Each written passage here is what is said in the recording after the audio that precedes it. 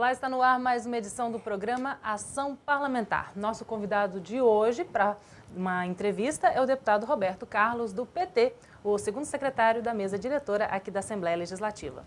Deputado, muito bem-vindo ao nosso espaço mais uma vez. Agradeço e estou à disposição. Bom, o assunto que abre o programa de hoje, ele impactou a vida de todos nós capixabas, né? As tragédias que ocorreram no final de 2013, em decorrência das fortes chuvas que atingiram o estado todo e vitimaram aí muitas pessoas, né? Pessoas mortas, desabrigadas, desalojadas. Por causa disso, né, foi feito um seminário de 3 dias, na verdade, justamente para poder discutir diretrizes para que isso não ocorra novamente. Né? E o senhor coordenou esse seminário, o senhor esteve lá presente em todos esses dias. Quais, assim, qual a avaliação que o senhor tira de um evento como esse? Primeiramente, assim, a ideia de se fazer o seminário surgiu aqui na Assembleia, porque é um problema, infelizmente, que acontece no setor público, na sociedade como um todo, que é de sensibilizar quando o evento ocorre, mas depois, naturalmente, vem aquela desmobilização. Né? É claro que nós estávamos preparados, mais preparados, para enfrentar as chuvas que aconteceram em dezembro de 2013 do que aconteceu em janeiro de 1979.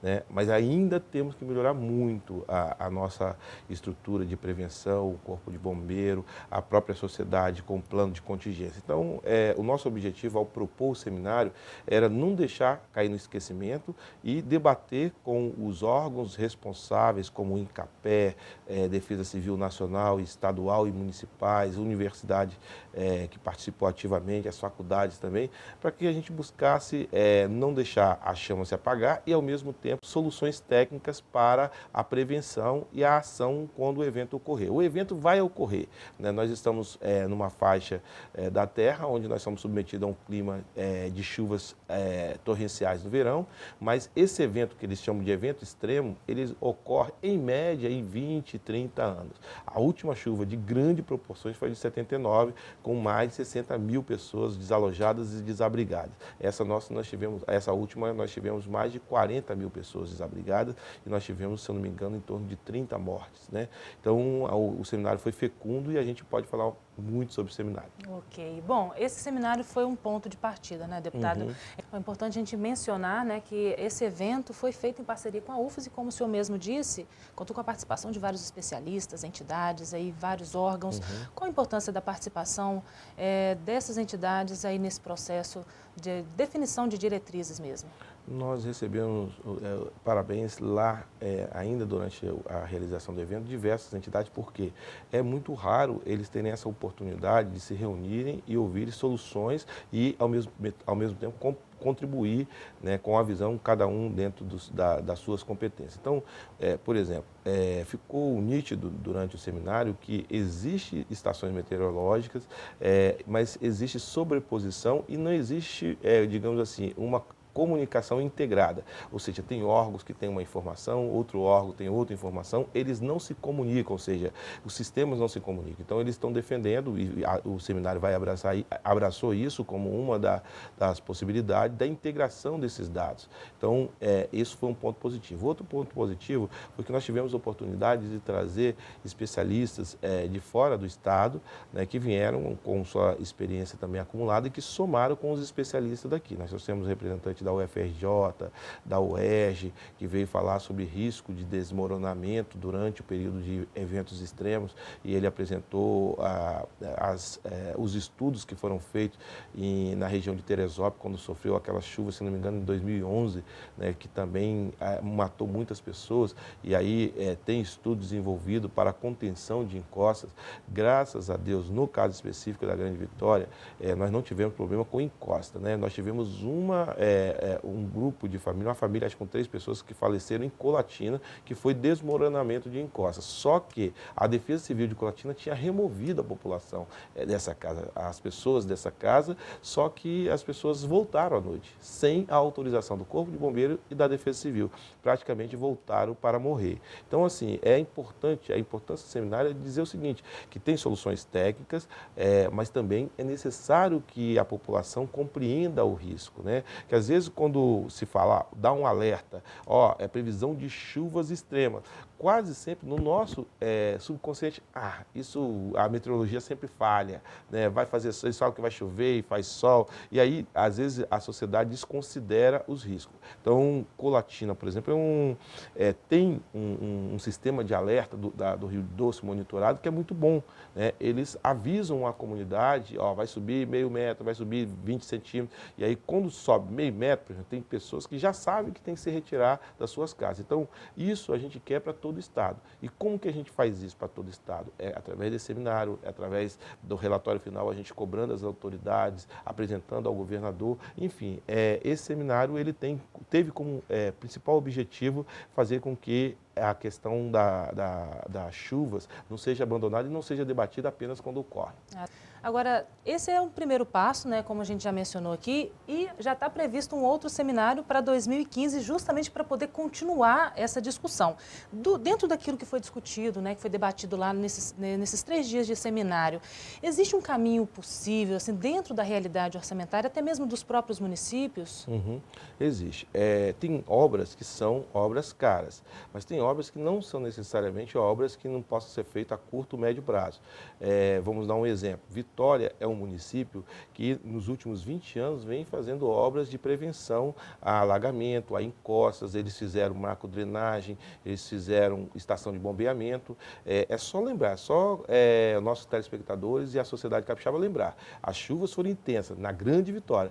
A cidade de Vitória recebeu a mesma quantidade de chuva que recebeu Vila Velha, que recebeu Cariacica e que recebeu a Serra. No entanto, Vitória não teve problema naquele trágico dezembro de 2013. Por quê? Porque é uma cidade que há 20 anos, independente de partidos que estão à frente do governo, vem cumprindo à risca o seu plano municipal de prevenção de risco. Então, existe sim, basta os municípios os municípios e o Estado colocarem isso na sua ordem de prioridade. Bom, já tendo um resultado assim primeira parte, vamos contar dessa forma, né, desse seminário, foi a elaboração de uma carta compromisso com aí pelo menos 12 itens para serem implementados, né, até o próximo ano. Seria isso, deputado? Isso. A gente destaca aqui um dos pontos, a criação de um centro de ensino, pesquisa e extensão para prevenção e desastres extremos a ser realizado pela UFES, né? E a instalação de 18 estações meteorológicas no estado também foi sugerido. Inclusive, o senhor fez uma outra sugestão nesse sentido, né, deputado? Okay. Qual foi? Então, primeiro, a questão da universidade. A universidade, ela trouxe essa demanda já no início do seminário e pediu o apoio, o apoio político da Assembleia Institucional para que ela pudesse criar esse centro de estudo. E nós nos colocamos à disposição na interlocução com Brasília, falamos com o presidente da Assembleia, falamos com o governo do Estado e esse centro de estudos está muito próximo de acontecer. A Defesa Civil e o Ministério das Cidades tem interesse em botar recurso e fazer esse centro aqui na universidade, que já existem outros centros no Brasil.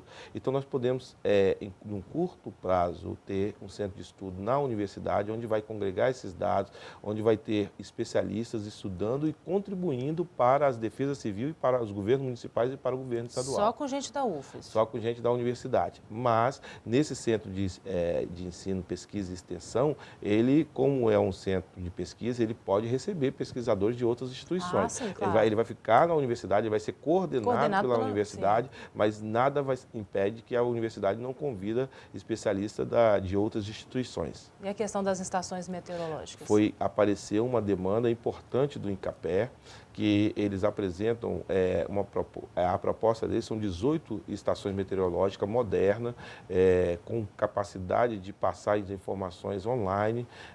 Essas estações meteorológicas instaladas, ela amplia muito a rede e a cobertura da previsibilidade de chuva e de seca também, é importante falar isso, e eles estão com uma proposta que, somando todas as solicitações dele, dá em torno de 3 milhões e 300 mil reais.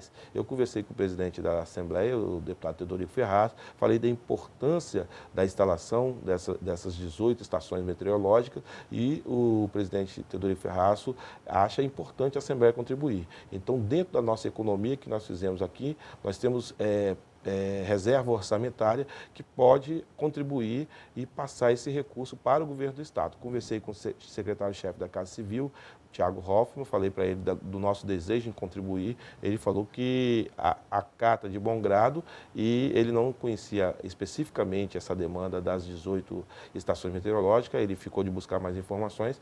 Tudo indica que até o final do ano a gente consiga fazer isso, ou seja, a gente consegue passar esse recurso para o governo do Estado adquirir essas 18 estações meteorológicas, que vai melhorar muito a capacidade de previsão por parte do INCAPé, que é o órgão estadual responsável pelas informações meteorológicas. Eles recebem informações do CPTEC e, ao mesmo tempo, trabalham com as estações hoje instaladas. Ah, sim. Já tem instalado aqui, mas já são insuficientes. São insuficientes e não são estações modernas como essa que eles estão propondo. Então, deputado, para a gente fechar esse assunto de chuvas, né, além do próximo seminário, que vai acontecer em 2015, né, temos ainda a outra perspectiva, que é envolver mais instituições públicas nesse debate. Perfeito. Fizemos o primeiro seminário, eu não falei, mas é importante falar, quando ele surgiu aqui na Assembleia, ele estava surgindo também na universidade. E a universidade leu uma nota no jornal eletrônico e ficou sabendo que a Assembleia estava fazendo um seminário com a mesma característica que eles estavam formatando lá. E aí eles entraram em contato, eu fui convidado para conversar com a professora, que é a pró-reitora de extensão, a professora Etel, e ela fez esse convite. Vocês topam fazer o seminário junto com a gente? Eu falei, topamos. E realizamos, foram mais de 700 inscritos, foram 3 dias de auditório lotado, e nós nos comprometemos institucionalmente a participar e organizar o segundo seminário. Esse segundo seminário, nós vamos trabalhar para que ele seja o segundo seminário internacional, ou seja, nós vamos trabalhar para tentar trazer especialistas de fora do país. Então, esse segundo seminário, a Assembleia vai participar dele, não como o deputado A ou B ou com a mesa A ou B, mas a Assembleia vai participar dele institucionalmente. Se tiver uma reviravolta e os 30 deputados não voltarem, os que voltarem, os que ganharem as eleições, eles terão o compromisso institucional da Assembleia em organizar o segundo seminário. Só que com uma característica. No primeiro seminário, por questões óbvias, nós fizemos o primeiro seminário focado na chuva. Mas nós temos agora uma proposta que a universidade concorda, que nós possamos fazer o segundo seminário sobre eventos extremos. Então, nós vamos falar sobre chuvas e nós vamos falar também sobre seca. Ok. Bom, deputados, o primeiro bloco chegou ao final. Vou pedir licença, senhor, um instantinho. E você que está acompanhando aí o Ação Parlamentar, não sai não. No próximo bloco, a gente vai falar sobre educação, transparência, cultura, inclusão e muito mais. Até já.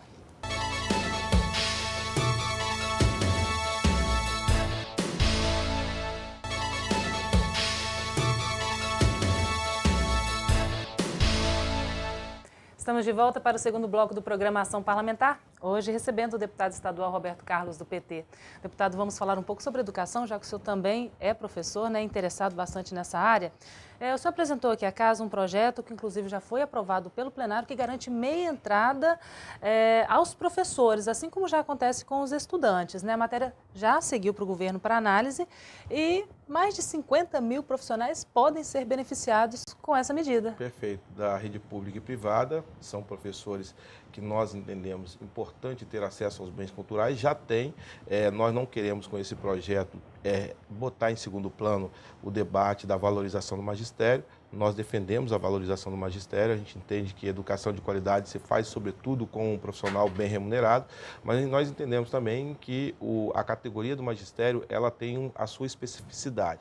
Trabalha com jovem, trabalha com informação, com cultura, passa valores, e o acesso desse profissional aos bens culturais é fundamental. Então, por isso que nós fizemos esse projeto de lei, tivemos a compreensão do plenário, das comissões, foi aprovado e já foi entregue ao governo do estado para a sanção. Ele tem 30 dias úteis para ser sancionado.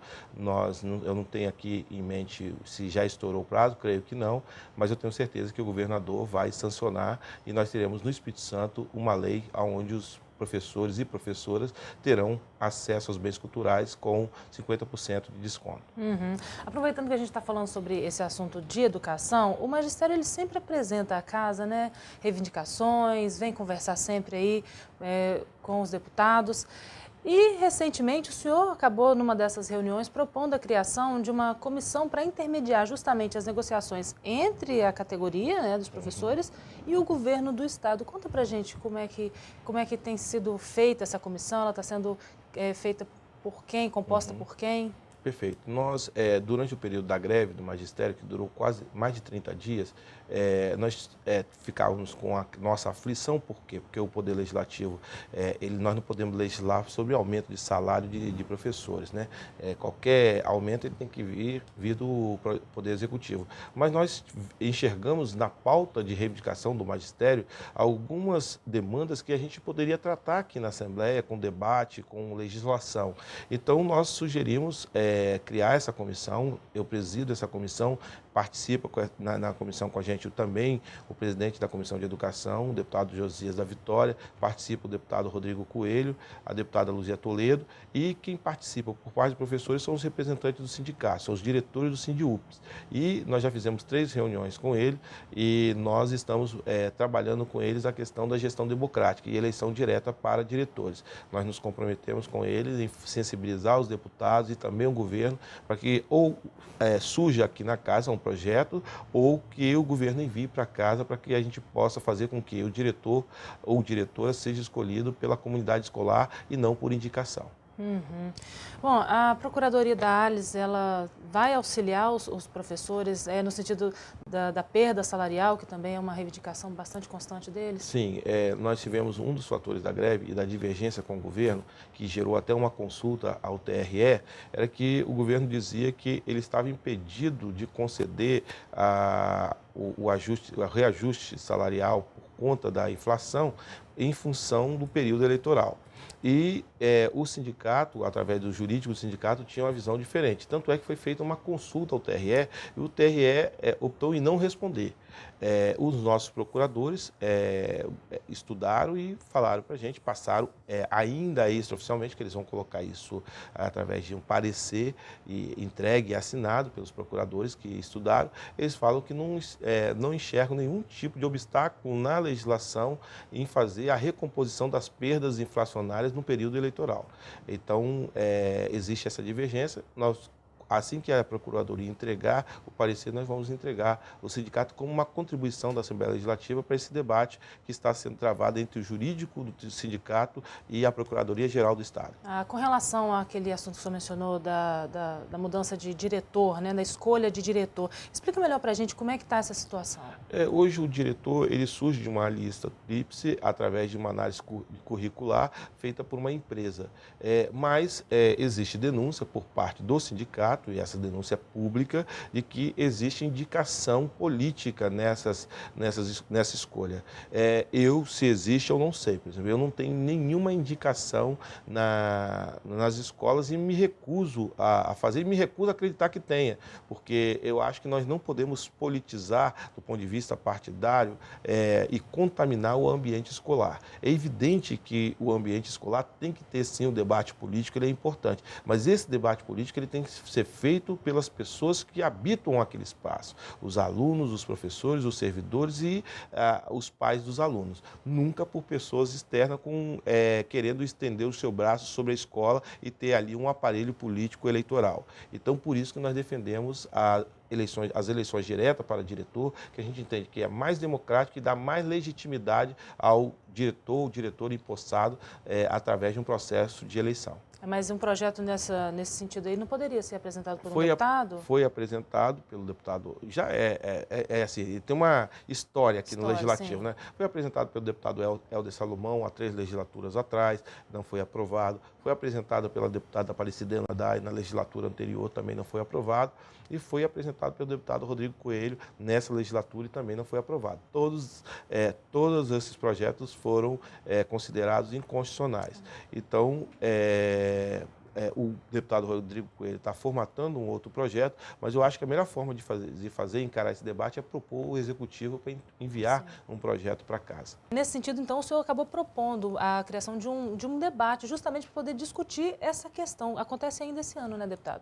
acontece ainda esse ano. O Sindicupes tem participado e tem solicitado para a gente mais intensidade nas reuniões, porque eles estão saindo de um movimento grevista de mais de 30 dias, mobilizou toda a categoria, então eles estão muito ansiosos para apresentar um resultado para essa categoria. E nós, aqui na Assembleia, o que depender da gente, a gente vai fazer isso com a maior celeridade possível. Vamos falar agora, então, sobre transparência. Bom, deputado, essa é uma das principais bandeiras aqui do senhor na Assembleia e o senhor havia já, inclusive, nesse sentido, apresentado um projeto que criava o Estatuto do Concurso Público de forma a proteger, né, todas as pessoas envolvidas nesse processo. O que aconteceu com esse projeto? O projeto teve 2 anos de tramitação. Antes, a formulação do projeto, nós ouvimos diversos setores, nós trouxemos os representantes do CESP-UNB, que é hoje uma das maiores empresas na realização de concurso público, nós trouxemos representantes dos cursinhos de pré-concurso, trouxemos representantes de sindicatos, trouxemos representantes do governo e foi um debate de 1 ano, recebemos contribuições pela internet, nós disponibilizamos o endereço eletrônico para receber contribuições e formatamos o projeto. O projeto demorou quase 1 ano e pouco na sua tramitação na casa, ele foi aprovado, mas infelizmente o projeto foi vetado.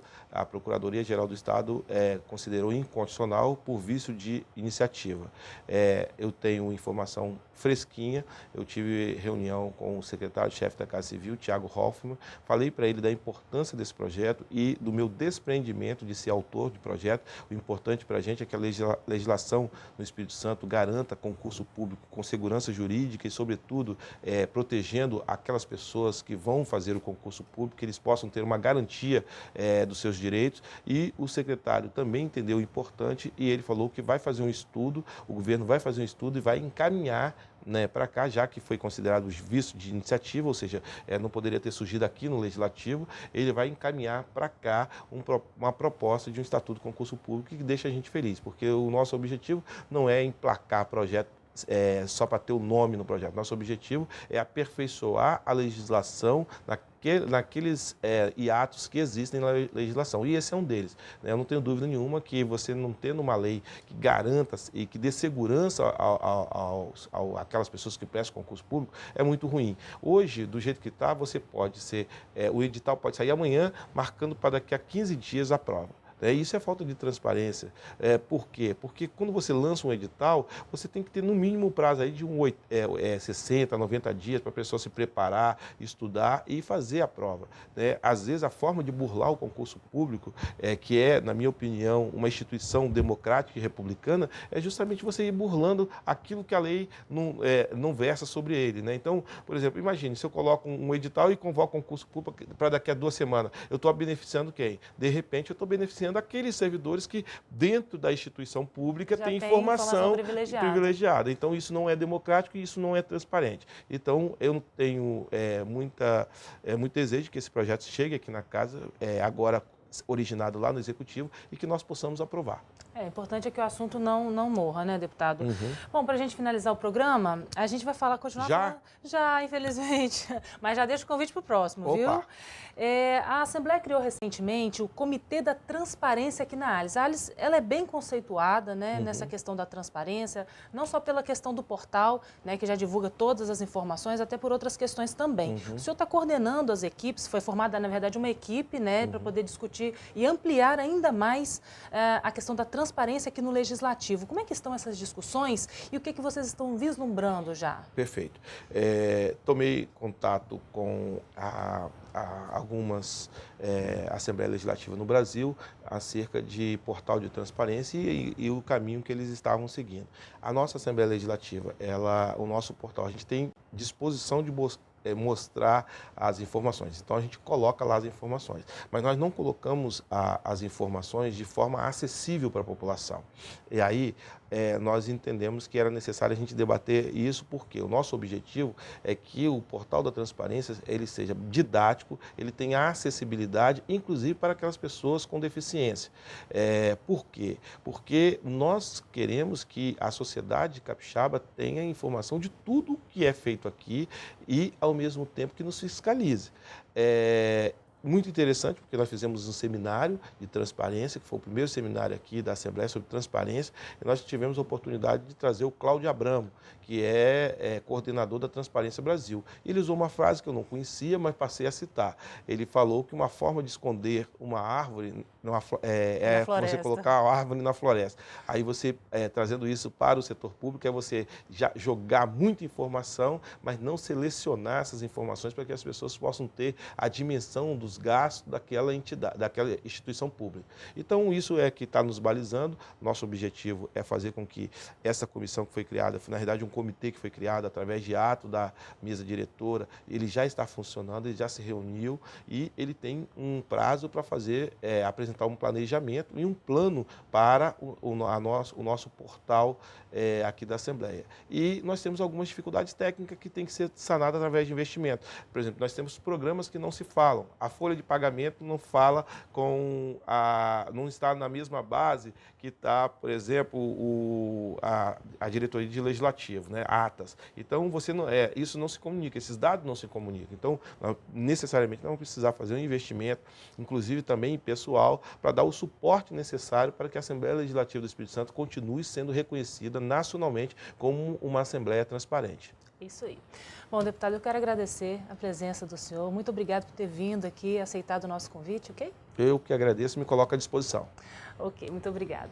Encerramos aqui mais uma edição do programa Ação Parlamentar. Se você quiser interagir com o deputado, basta escrever para o e-mail dele, robertocarlos@al.es.gov.br. Eu te espero em nossa próxima edição. Até lá.